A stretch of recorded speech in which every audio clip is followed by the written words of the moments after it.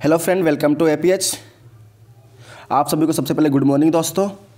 सुबह के 8 बज रहे हैं दोस्तों और आज आपके लिए पेपर लेकर आ रहे हैं हम complete paper first Springboard Academy. Okay, RS mains test series 2018। तो दोस्तों ये पेपर 20 जनवरी 2019 का है। हम उस दिन इस पेपर को नहीं ला पाए थे बिकॉज समय के अभाव की वजह से।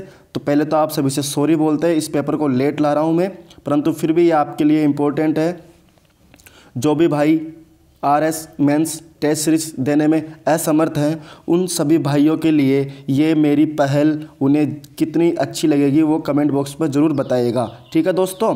और जो भाई जॉब कर रहे हैं उन्हें टाइम नहीं मिल पाता है तो यहाँ से वो क्वेश्चंस देख सकते हैं। हम दोस्तों आपको बता रहे हैं दोबारा से कि हम मॉडल आंसर की सहित पेपर भी अपलोड करते हैं और पेपर भी सोल्व करवाते हैं दोस्तों।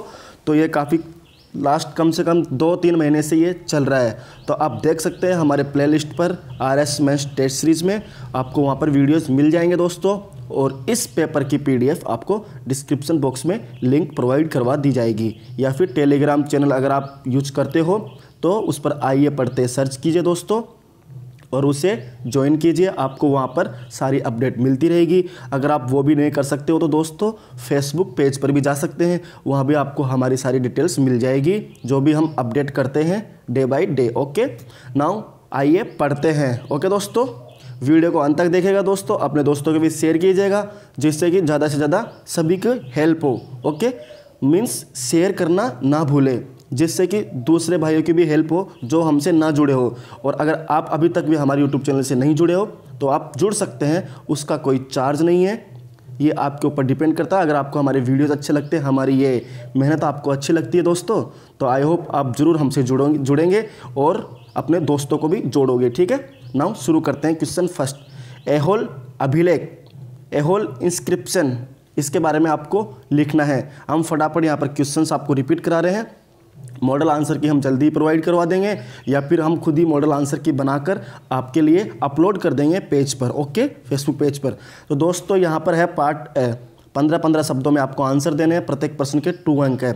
एग्जाम्स काफ़ी पीछे चली गई है, आपके पास बहुत अच्छा टाइम है पढ़ने के लिए, तो आप आई होप अच्छे से तैयारी कर सकते हो और इसी वैकेंसी में आरएस बनकर एसडीएम, आरपीएस जो भी आप बनना चाहो आपके सपने पूरे कीजिए और अपने माता पिताओं के सपनों को भी पूरा करो, ठीक है दोस्तों।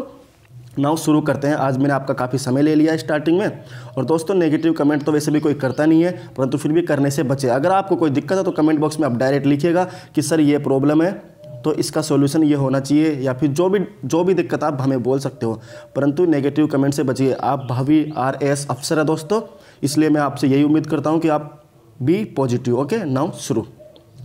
क्वेश्चन 2, नव साम्राज्यवाद की विशेषताएँ बताइए। तो नव साम्राज्यवाद की विशेषता बतानी है आपको। एक तो होता है साम्राज्यवाद और एक होता है नव साम्राज्यवाद।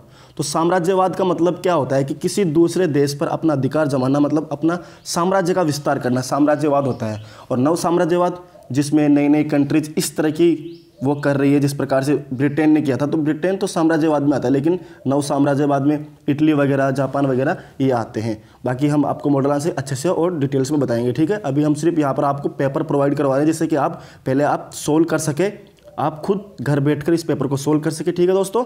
एक एक क्वेश्चन आप लिखते रहिएगा, पढ़ते रहिएगा, ठीक है। क्वेश्चन 3, भगत सिंह द्वारा स्थापित प्रमुख संस्थाएं तथा इनके द्वारा रचित प्रमुख पुस्तकों के नाम बताइए।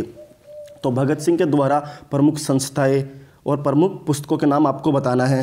तो एक तो भगत सिंह ने जेल में डायरी लिखी थी तो उसके बारे में आपको बताना होगा। तो जेल डायरी आपने सबने देखी होगी, जब भी कभी भगत सिंह की जयंती आती है तो उसके बारे में पेपर में ज़रूर आता है। एक है उनकी पुस्तक मैं नास्तिक क्यों हूँ, वो भगवान को नहीं मानते थे, मैं नास्तिक क्यों हूँ। तो ये 2 तो आप पुस्तकों में लिख सकते हैं, ठीक है।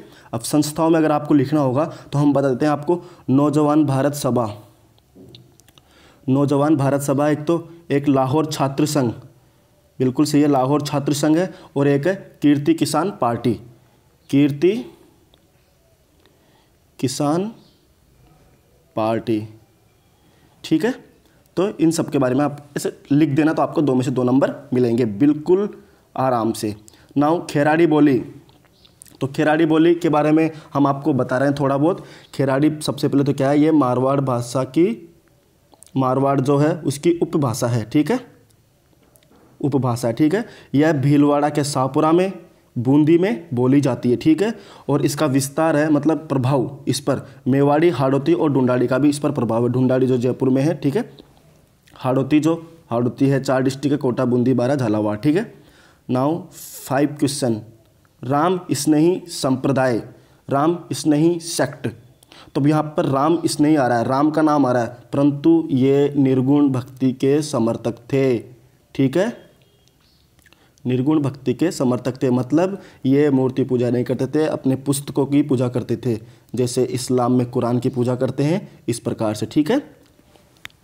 प्रमुख पीठ के बारे में कुछ बता देना आपको। प्रमुख पीठ है इनकी शाहपुरा, शाहपुरा में बैठते थे रामचरण जी, ठीक है। रेण में दरियाव जी, ठीक है। और है खेड़ापा। कुछ क्वेश्चंस के सॉल्यूशन हम आपको यहीं प्रोवाइड करवा रहे हैं, जैसे कि आपको दिक्कत ना हो। रामदास जी। और है शीतल में बैठते थे हरि रामदास जी, ठीक है। इस प्रकार से आप प्रमुख पीठ लिख देंगे। उसके बाद में आप थोड़ा बहुत लिख सकते हैं कि शाहपुरा में फुल डोल मेला होली के अगले दिन होता है, जिसमें से आपको 2 में से 2 नंबर एग्जामिनर जरूर दे देगा, ठीक है। पार्ट बी शुरू हो चुका है। निम्न प्रश्नों का उत्तर 50-50 शब्दों में दे, प्रत्येक प्रश्न के 5 अंक है, आपको 5 नंबर मिलेंगे अगर आप अच्छे से लिखोगे तो। सवाई जयसिंह को तात्कालिक भारत का आधुनिक शासक कहना कहाँ तक उचित होगा, परीक्षण कीजिए। अब इस प्रकार से आपको पूछ रहा है कि सवाई जयसिंह को आधुनिक शासक कैसे कहेंगे, तो उन्होंने आधुनिक के लिए क्या किया है, तो आप सभी को पता है जयपुर की स्थापना की है, ये एक आधुनिक काम था उस टाइम पर। जंतर मंतर, ठीक है। और इन्होंने कुछ अनुवाद किए थे, किस किस के, एक तो यूक्लिड ज्यामिति और लॉगरिथम। आई होप थोड़ा फास्ट चल रहा हूँ, परंतु फिर भी आप सुन लीजिएगा, आपको वैसे याद हो जाएगा। और सामाजिक सुधार के कार्य भी इनके द्वारा किए गए थे, सामाजिक सुधार के कार्य, ठीक है। इतना काफ़ी, बाकी हम और भी आपको बाद में बता देंगे, ठीक है। बाकी यहाँ पर तो हमारा मेन मोटो तो वैसे ही आपके लिए टेस्ट सीरीज लेकर आना ये, ठीक है। फिर भी हम कुछ क्वेश्चंस की आपको बता रहे हैं। राजस्थान में रंगाई छपाई हस्तकला के विभिन्न स्वरूप बताइए। तो राजस्थान में रंगाई छपाई हस्तकला के विभिन्न स्वरूप बताना है आपको, जैसे अजरक मलिर है बाड़मेर, ठीक है। सांगानेरी बगरू जयपुर, ओके। और आजम जाजम चित्तौड़ में है। और कोटा डोरिया आप सभी को पता है, जीआई टैग लगा हुआ है कोटा डोरिया कैथून और मांगरोल बारा, ठीक है। Chunri Jodhpur, okay. Now question 8, बौद्ध धर्म का स्थापत्य में योगदान बताइए। तो बौद्ध धर्म का स्थापत्य में योगदान बताना है आपको। तो बौद्ध धर्म में क्या था, 4 चीज़ थी, स्तूप, चैत्य, विहार और स्तंभ, ठीक है। इनके बारे में कुछ लिख देना, जिससे कि आपको एग्जामिनर 5 में से 5 नंबर दे सके, आपके नंबर नहीं काटे। एक नंबर्स का काफ़ी रोल होता है, क्या पता आप 1 नंबर से आरपीएस से थोड़े नीचे पोस्ट पर आ जाओ, ओके दोस्तों। क्वेश्चन 9, आर्य समाज अपने लक्ष्य प्राप्त करने में कहाँ तक सफल रहा है, मूल्यांकन कीजिए। How fair the Arya Samaj was successfully to achieve its goals, evaluate, okay. तो आर्य समाज के बारे में आपको लिखना है, कहाँ तक सफल रहा है। भाई आप बता सकते हैं कि ये राजनीतिक लक्ष्यों को प्राप्त करने में सफल रहा है, शिक्षा के क्षेत्र में भी सफल रहा है। भाई कहाँ तक सफल रहा है, तो शिक्षा के क्षेत्र में भी सफल रहा है। भारत में हिंदी भाषा को इसी ने बढ़ावा दिया है। उत्तर भारत में किसान आंदोलन योगदान, ठीक है। इस प्रकार से जहाँ असफल रहा वहाँ जागरूकता का अभाव था। किसान आंदोलन में जहाँ भी असफल रहा ना किसान आंदोलन, वहाँ जागरूकता का अभाव था। शूद्रों को इन्होंने अधिकार दिलवाए, आर्य समाज ने शूद्रों को अधिकार दिलवाए। कर्म आधारित वर्ण व्यवस्था को बढ़ावा दिया, जो जन्म आधारित थी उसे कर्म आधारित करने के लिए इस पर बढ़ावा दिया। जन्म आधारित क्या होता है और कर्म आधारित क्या होता है, इसका थोड़ा का भी डिस्कशन कर लेते हैं हम थोड़ा बहुत, ठीक है। जन्म आधारित ये होता है कि जो व्यक्ति जिस परिवार में जन्म लेता है तो उसकी वही कर्मकांड उसे अपनाने होंगे, वो जन्म आधारित व्यवस्था होगी। जैसे शूद्र है तो शूद्र परिवार में जन्म लिया तो वो शूद्र रहेगा, वो दूसरे अच्छे काम नहीं कर सकता, उसके जो काम है वही फिक्स है। कर्म आधारित ये कि अपने कर्म के अनुसार वो दूसरे काम भी अपना सकता है, ओके। दूसरी जो शूद्र के अलावा भी ऊपर के जो अधिकार है उनको भी अपना सकता है, तो ये होता है कर्म आधारित। तो इस पर उन्होंने जोर दिया था आर्य समाज ने, ठीक है।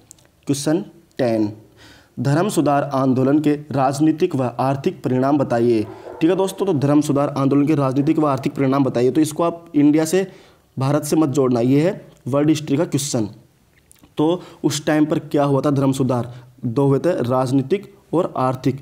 राजनीतिक में तो पोप की शक्तियाँ कम हुई थी, राजा की शक्ति, जब पोप की शक्ति कम होगी तो राजा की शक्ति बढ़ेगी, राजा की शक्ति बढ़ेगी तो राष्ट्रीय राज्यों का उदय होगा, राष्ट्रीय राज्यों का उदय होगा तो राष्ट्रवाद की भावना बढ़ेगी, राष्ट्रवाद की भावना बढ़ेगी, जब राष्ट्रवाद की भावना बढ़ती है तो फिर क्षेत्रीयवाद भी बढ़ता है, क्षेत्रीय भाषा का उदय होता है। जब क्षेत्रीय भाषा का उदय होता है तो मध्यम वर्ग जागरूक होते हैं और वही मध्यम वर्ग इसी राजा को चैलेंज करते हैं। जब राजा को चैलेंज करते हैं तो यह मध्यम वर्ग मांग करता है संवैधानिक राज्य की, लोकतांत्रिक राज्य की। ठीक है, इस प्रकार से हम थोड़ा आपको ऐसे बता रहे हैं ताकि आप एक व्यू आपके दिमाग में क्लिक हो जाए कि किस प्रकार से क्वेश्चंस को अटेम्प्ट करना है। अब राजनीतिक बता दिया तो अब आर्थिक बता देना।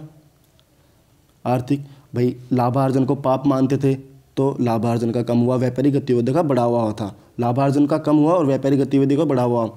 ठीक है, इस प्रकार से थोड़ा बहुत आप बता सकते हैं। क्वेश्चन 11 पार्ट सी, सभी प्रश्नों के उत्तर दें। बिल्कुल सही है, सभी प्रश्नों के उत्तर देने चाहिए। निम्न प्रश्नों का उत्तर 100 शब्दों में दे, प्रत्येक प्रश्न के अंक 10 अंक का। ओके, 40 नंबर का ये पोर्शन है सी का। क्वेश्चन 11, बाल गंगाधर तिलक एवं महात्मा गांधी की विचारधारा का तुलनात्मक विश्लेषण कीजिए। तो बाल गंगाधर तिलक और महात्मा गांधी की विचारधारा का तुलनात्मक विश्लेषण आपको करना है। 10 मार्क्स का क्वेश्चन है, 100 शब्दों में इसके आंसर देने हैं दोस्तों। अच्छे से इस क्वेश्चन को लिख लीजिए, काफ़ी अच्छा क्वेश्चन है ये। क्वेश्चन 12, भारत में 19वीं 20वीं शताब्दी में हुए धार्मिक एवं सामाजिक सुधार आंदोलन में स्त्रियों की दशा सुधारने हेतु किए गए प्रयासों का उल्लेख कीजिए। 19वीं और 20वीं शताब्दी में धार्मिक एवं सामाजिक सुधार आंदोलनों में स्त्रियों की जो दशा सुधारने हेतु जो भी प्रयास किए गए तो वो आपको 100 शब्दों में नीचे लिखना है। ठीक है दोस्तों। क्वेश्चन 13, 13वीं से 16वीं सदी में यूरोप में उदित पुनर्जागरण के कारण एवं इसकी प्रकृति बताइए। तो आपसे यहाँ पर इस क्वेश्चन में दो चीज़ पूछी है, कारण पूछा है और प्रकृति पूछी है। कौन सी? 13वीं से 16वीं सदी में, वो भी कहाँ पर? यूरोप में। इस प्रकार से क्वेश्चन को आपको तोड़ना होगा। 13वीं से 16वीं सदी में यूरोप में पुनर्जागरण के कारण और उसकी प्रकृति बतानी होगी। इस प्रकार से क्वेश्चन को तोड़ोगे तो आप आराम से एग्जाम में कर सकते हो। क्वेश्चन 14, राजस्थान की चित्रकला की प्रमुख विशेषताएं बताइए। तो क्या क्या कैरेक्टरिस्टिक्स है राजस्थान की चित्रकला की, वो आपको बताना होगा। ठीक है, चित्रकला के बारे में आपको जो भी नॉलेज है तो उसको आप यहाँ पर अच्छे से लिखना। ठीक है, जिससे आप इस क्वेश्चन को खुद भी कीजिएगा 1-2 बार, उससे आपको अच्छा प्रैक्टिस हो जाएगी, एग्जाम में दिक्कत नहीं आएगी। ठीक है, अब यूनिट सेकंड स्टार्ट हो चुकी है दोस्तों। 65 मार्क्स की है यूनिट सेकंड। हम यहाँ पर पेपर फर्स्ट की बात कर रहे हैं। यूनिट सेकंड 65 मार्क्स की। ठीक है, मार्क्स 10 पार्ट ए। नाउ वही है, सभी प्रश्नों के उत्तर देना 15-15 शब्दों में, 2 अंक में। हम बार बार नहीं बोलेंगे। वित्तीय समावेशन सूचकांक, फाइनेंशियल इंक्लूजन इंडेक्स के बारे में आपको बताना होगा। 2 मार्क्स का क्वेश्चन है। ठीक है, क्वेश्चन नंबर 2, निर्यात मित्र। निर्यात मित्र क्या है तो इसके बारे में आपको लिखना होगा। क्वेश्चन नंबर 3, वस्तु एवं सेवा कर, जीएसटी के बारे में आप सभी को पता होगा। जीएसटी के बारे में लिखना होगा, कौन से एक्ट से हुआ है, कब पारित हुआ है, जीएसटी में क्या क्या है क्या नहीं है। 2 नंबर का क्वेश्चन है, 15 शब्दों में आप क्या लिख सकते हो वो लिख सकते हो जिससे कि इफेक्टिव होए। क्वेश्चन 4 देखते हैं यहाँ पर, राजस्थान के औद्योगिक वृद्धि केंद्र। क्या पूछ रहा है? राजस्थान के औद्योगिक वृद्धि केंद्र के बारे में आपको बताना है कि औद्योगिक वृद्धि केंद्र क्या है। क्वेश्चन 5, राज सिक्को। राज सिक्को के बारे में आपको 15 शब्दों में लिखना होगा। क्वेश्चन 6 पार्ट ब, भारत में निर्यात को बढ़ाने के लिए किए गए प्रयासों का वर्णन कीजिए। भारत में निर्यात को बढ़ाने के लिए किए गए प्रयासों का वर्णन कीजिए। Question 7, payment bank. Payment bank के बारे में आपको बताना है, किसकी सिफारिश पर किया गया। जैसे मान लें नचिकेता मौर्य ने इसकी सिफारिश की थी, रिकमेंडेशन की थी पेमेंट बैंक की। ठीक है, क्वेश्चन 8, 50 शब्दों में आंसर देना है। इसके भी 50 शब्दों में आंसर देना है। 5 नंबर का क्वेश्चन है। Operation Greens. तो ऑपरेशन ग्रीन्स के बारे में आपको बताना हुआ कि जैसे आलू टमाटर वगैरह ये जो सब्जी है इनको बिल्कुल एक तरह से स्टोर करना, जिससे ये एक ऑपरेशन ग्रीन्स होता है, इनको बढ़ावा देना, इनकी मूल्य ना बढ़े इनका। ठीक है, क्वेश्चन 9 पर हम पहुंच चुके हैं। राजस्थान सरकार द्वारा राजस्थान में शहरी विकास हेतु किए गए प्रयासों का वर्णन कीजिए। राजस्थान सरकार के द्वारा राजस्थान में शहरी विकास हेतु किए गए प्रयासों का वर्णन करना है 50 शब्दों में। ठीक है, क्वेश्चन नंबर 10, राजस्थान में डेयरी क्षेत्र के विकास पर लघु लेख लिखिए। राजस्थान में डेयरी क्षेत्र के विकास पर लघु लेख लिखना है आपको, वही 50 शब्दों में। अगला क्वेश्चन देखते हैं दोस्तों यहाँ पर, पार्ट सी स्टार्ट हो चुका है 30 मार्क्स का।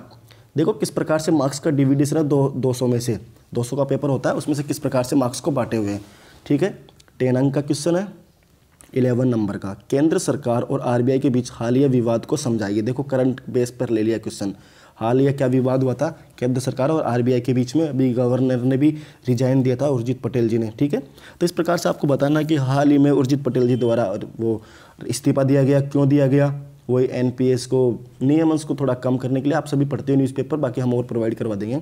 भावी आरएस अफसर हो आप सभी को बधाइयाँ देता हूँ मैं। अच्छे से तैयारी कीजिए और करते रहिए। आई होप आप भगवान आपकी सुने। ठीक है, और आप जरूर सक्सेस होंगे इस एग्जाम में। क्वेश्चन 12, भारत में कृषि लागत को कम करने के लिए उठाए गए कदमों का उल्लेख कीजिए। भारत में कृषि लागत को कम करने के लिए उठाए गए कदमों का उल्लेख कीजिए। तो सरकार के द्वारा कौन कौन से कदम उठाए गए जिनसे कि कृषि की लागतों को कम किया गया हो, तो उनके बारे में आपको यहाँ पर 100 मार्क्स में, 100 शब्दों में, ओके, 10 मार्क्स का क्वेश्चन है, हो जाती है गलती। ठीक है, नाउ क्वेश्चन नंबर नेक्स्ट देखते हैं कौन सा दोस्तों। अगला क्वेश्चन आपके लिए लेकर आ रहे हैं, राजस्थान की अर्थव्यवस्था के विकास में रिक्को की भूमिका सहायक रही है, टिप्पणी कीजिए। तो रिक्को की भूमिका किस प्रकार से सहायक रही है उसके बारे में आपको टिप्पणी करना है कि इसका क्या रोल रहा है। पहले आपको रिक्को के बारे में थोड़ा सा बता देना क्योंकि बड़ा क्वेश्चन है, उसके बाद में रिक्को में क्या क्या भूमिका निभाई है तो उसको आपको देखना होगा। ठीक है, यूनिट 3 स्टार्ट हो चुकी है 20 मार्क्स की। Unit 3 section A part A, marks 10, 15 शब्दों में, प्रत्येक प्रश्न के 2 अंक है। द्विज के बारे में आपको बताना होगा। व्हाट इज द्विज, द्विज क्या होता है उसके बारे में आपको बताना होगा। अब क्वेश्चन नंबर 2 देखते हैं, आश्रम व्यवस्था का क्या महत्व है। आश्रम व्यवस्था का क्या महत्व है वो आपको बताना होगा। 15 शब्दों में आश्रम व्यवस्था का महत्व आपको बताना होगा दोस्तों। क्वेश्चन नंबर 3 देखते हैं। नेक्स्ट क्वेश्चन नंबर 3 है, प्रजापत्य विवाह, प्रजापत्य मैरिज, इसके बारे में आपको लिखना होगा 15 शब्दों में, प्रजापत्य मैरिज। ओके, क्वेश्चन 4, जजमानी व्यवस्था क्या होती है। जजमान आगे खाना खिलाओ, जजमानी व्यवस्था क्या होती है इसके बारे में आप अच्छे से जानते होंगे आई होप, तो इसके बारे में आपको लिखना होगा। क्वेश्चन 5, वर्ग व्यवस्था की प्रमुख विशेषताएं बताइए। वर्ग व्यवस्था की प्रमुख विशेषताएं क्या है कि वर्ग व्यवस्था से क्या है क्या नहीं है, उसकी जो विशेषताएं हैं, कैरेक्टरिस्टिक्स, उसको आपको फीचर्स को आपको निकालना होगा। 15 शब्दों में आपको आंसर देना होगा। नेक्स्ट क्वेश्चन देखते हैं। यहाँ पर क्वेश्चन नंबर है 6। क्वेश्चन नंबर 6 है फ्रेंड्स, 50 शब्दों में आंसर देना है, प्रत्येक के 5 अंक। ठीक है, सभी आरएस एस्पिरेंट्स को फिर अगेन भी बधाई देता हूं, दोबारा से अच्छे से तैयारी कीजिएगा। जाति व्यवस्था के गुण व दोष बताइए। Right about merits and demerits of caste system. Caste system के आपको गुण और दोष बताना होगा। गुण लिख के पहले गुण बताना होगा, दोष लिख के फिर दोष बताना होगा। 50 शब्दों का, इसलिए क्वेश्चंस को थोड़ा बड़ा करना पड़ेगा आपको, आंसर्स को, राइटिंग को। राजस्थान में भील जनजाति पर लघु लेख लिखिए। राजस्थान में भील जनजाति पर लघु लेख आपको लिखना है। लघु लेख लिखने का मतलब है कि भील जनजाति के बारे में आपको बताना है। राजस्थान में भील जनजाति कहाँ कहाँ रहती है, किस प्रकार की है, क्या नहीं है, उनकी क्या कंडीशंस है। एक लेख लिखने का मतलब यही होता है कि आपको उनके बारे में कुछ 50 शब्दों में लिखना है। एज ए भावी आरएस अफसर तो क्या लिख सकते हैं आप भील जनजाति के बारे में according to Rajasthan. Okay, unit 3 का सेक्शन बी पार्ट ए, एकल प्रयोग योजना एवं स्थायी योजना में क्या अंतर होता है। सिंगल यूज प्लान और स्टैंडिंग प्लान के बीच में आपको अंतर बताना है 15 शब्दों में। ओके, क्वेश्चन 2 देखते हैं। नेक्स्ट क्वेश्चन, समन्वय की प्रमुख विशेषताएं बताइए। What are major features of coordination. तो कोऑर्डिनेशन की ऐसे क्या फीचर्स है वो आप 15 शब्दों में आराम से लिखिए। ठीक है, क्वेश्चन नंबर 3, किसी उत्पाद के विपणन में लेबलिंग किस प्रकार सहायक है। तो किसी उत्पाद के विपणन में, विपणन मतलब मार्केटिंग, मार्केटिंग में how the labelling helps in marketing of a product. अपन किसी चीज़ की मार्केटिंग करते हैं तो उसमें जो लेबलिंग करते हैं ना, तो वो किस प्रकार से हेल्पफुल रहती है मार्केट में प्रोडक्ट के लिए, प्रोडक्ट के उत्पाद के लिए। ओके, क्वेश्चन नंबर 4 देखते हैं। कौशल परीक्षा एवं व्यापार परीक्षा में क्या अंतर है। What is the difference between aptitude test and trade test. इन दोनों के बीच में क्या डिफरेंस है इसके बारे में आपको बताना होगा। अब बात करते हैं क्वेश्चन 5 की, नेतृत्व का आकस्मिकता का सिद्धांत के बारे में आपको बताना होगा। नेतृत्व का आकस्मिकता का सिद्धांत क्या है इसके बारे में आपको बताना होगा। अब बात करते हैं पार्ट बी। ओके, 50 शब्दों में उत्तर देने 5 अंक है।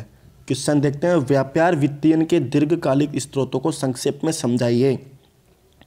Explain the long term sources of business finance in brief. Brief में आपको बताना होगा। ठीक है, दीर्घकालिक स्रोतों को समझाइए। क्वेश्चन 7, किसी संस्था में नियंत्रण का महत्व बताते हुए किसी संस्था के समक्ष प्रभावी नियंत्रण व्यवस्था लागू करने में आने वाली समस्याओं के बारे में लिखिए। किसी संस्था में नियंत्रण का महत्व बताते हुए किसी संस्था के समक्ष प्रभावी नियंत्रण व्यवस्था लागू करने में आने वाली समस्याओं के बारे में लिखिए। 50-50 शब्दों में लिखना होगा। क्वेश्चन नंबर 8 देखते हैं दोस्तों। सॉरी, क्वेश्चन नंबर 8 नहीं, यूनिट 3 स्टार्ट हो चुकी है। यूनिट 3 का part A. Okay, first question, वित्तीय विवरण विश्लेषण की तुलनात्मक वित्तीय विवरण तकनीक के बारे में बताना होगा। ओके, 2 मार्क्स का क्वेश्चन है। क्वेश्चन नंबर 2 पर हम विजिट करते हैं, देखते हैं क्वेश्चन नंबर 2 क्या है। तुलन पत्र विधि के आधार पर कार्यशील पूंजी के प्रकार बताइए। What are the type of working capital on the basis of balance sheet approach. तो बैलेंस शीट अप्रोच के बारे में आपको बताना होगा। आधार पर कार्यशील पूंजी के प्रकार बताइए। ठीक है, त्रुटि एवं कपट में अंतर बताइए। फ्रॉड एंड एरर, एक तो होता है फ्रॉड और एक होता है एरर, इन दोनों में आपको अंतर बताना होगा। ठीक है, अच्छे से बताओगे आप, हम आपको आंसर प्रोवाइड करवाएंगे। क्वेश्चन 4, आंतरिक नियंत्रण से आप क्या समझते हैं। Internal control, what do you understand by internal control. IC के बारे में आप क्या समझते हैं इंटरनल कंट्रोल के बारे में। क्वेश्चन 5 पर विजिट कर रहे हैं। उत्तरदायित्व लेखांकन की सीमाएं बताइए। What are the limitations of responsibility accounting. जो रेस्पॉन्सिबिलिटी अकाउंटिंग है तो उसकी जो सीमाएं हैं वो आपको बतानी है, कितनी सीमाएं होनी चाहिए। पार्ट ब देखते हैं। क्वेश्चन नंबर 6, सामाजिक अंकेक्षण एवं इसके लाभों को संक्षेप में समझाइए। Explain social audit and it's advantage. फिर इसके एडवांटेज भी आपको बताना होगा। पहले तो सामाजिक अंकेक्षण के बारे में बताना होगा, फिर उसके लाभों के बारे में आपको बताना होगा। ठीक है, क्वेश्चन नंबर 7 पर विजिट करते हैं, देखते हैं क्या है क्वेश्चन नंबर 7। सामाजिक लेखांकन क्या है। What is social accounting. Social accounting क्या है and how does it proves to be beneficial for an organisation. तथा यह एक संस्था के लिए लाभदायक कैसे सिद्ध होता है। सामाजिक लेखांकन क्या है तथा यह एक संस्था के लिए लाभदायक कैसे सिद्ध होता है, यह आपको 50 शब्दों में आंसर देना होगा। तो दोस्तों यह था आज का वीडियो। आई होप आपको हमारा ये वीडियो अच्छा लगा होगा दोस्तों। अगर दोस्तों आपको हमारा ये वीडियो अच्छा लगा, बहुत अच्छा लगा दोस्तों, लाइक ज़रूर कीजिएगा। ओके दोस्तों, अगर बुरा लगा तो डिसलाइक कीजिएगा दोस्तों, कोई दिक्कत नहीं है दोस्तों। अगर आपको कोई प्रॉब्लम है वीडियोस में, अगर आपको कुछ हमसे कुछ कहना है, हम आपके सारे कमेंट्स रीड करते हैं दोस्तों, तो हमें कमेंट्स बॉक्स में कमेंट्स बताइए कि हाँ सर ये प्रॉब्लम है, क्या है क्या नहीं है। ओके दोस्तों, और अगर ये वीडियो ज़्यादा अच्छा लगा दोस्तों, अपने दोस्तों के बीच में इसे शेयर भी कीजिएगा, जिससे कि सभी की हेल्प हो। ओके दोस्तों, और यूट्यूब चैनल को सब्सक्राइब कीजिएगा दोस्तों, बेल आइकन को प्रेस कीजिएगा। ओके, ये सब आपको पता ही है। चलो मिलते हैं आपसे नेक्स्ट वीडियो में। बेस्ट ऑफ लक, अच्छे से तैयारी करते रहिए। Thanks for watching this video. मिलते हैं दोस्तों नेक्स्ट वीडियो में।